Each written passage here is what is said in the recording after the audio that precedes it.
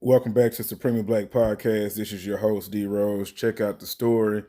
It seems that the trial involving the officer Brett Hankison has resulted in a mistrial. Check it out.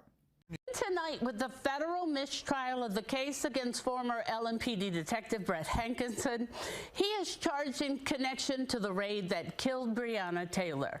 After 4 days, the jury could not reach a decision. We have learned the jury room got heated. Court security was called to the jury room for elevated voices. A judge sent the jury back to deliberations after saying they couldn't reach a verdict. Earlier this afternoon, the jury returned a few hours later, deadlocked, saying they could not reach a decision on any of the counts. Both the prosecution and the defense asked if they could poll the jury to ask how they were split. But the judge over the case said she'd have to consider it. Right now, we have no idea. Hankison was accused of violating the civil rights of Breonna Taylor, her boyfriend, and her neighbors for blindly firing into her apartment. Taylor's family reacted to that deadlock. Of course, the family is disappointed. This is not the outcome they wanted, but we are here for the long game. And so just as the prosecutors intend to retry Brett Hankison, we intend to be here when that retrial takes place. A December hearing has been set to determine whether the federal government will attempt to retry the case. Interesting to say the least. Interesting. My thoughts and prayers still goes out to the family and friends. Rest in peace, of course, to Breonna Taylor.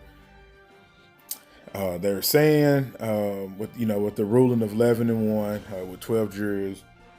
There was 11 black jurors, 1 white. They're not going to disclose the ethnicity of anybody that didn't agree, right?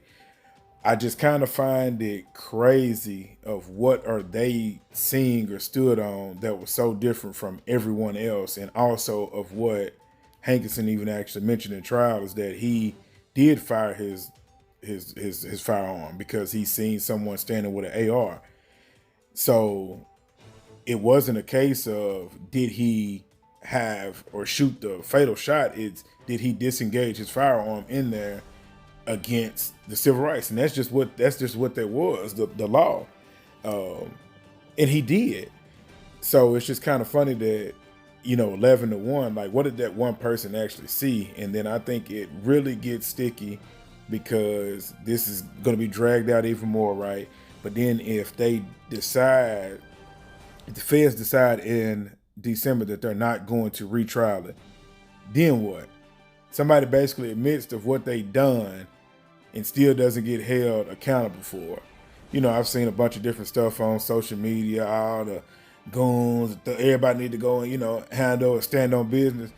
I mean, that's easier said than done. I think there's been a lot going on in Louisville prior to this case, and not just in regards to just Breonna Taylor. Drop in the comments. Let me know your thoughts. Do you think that this was something that was legit, or you think it's bullshit? Leave the comments. I really want to know, and I'll be following up with this case. As always, long live CC. I'm out.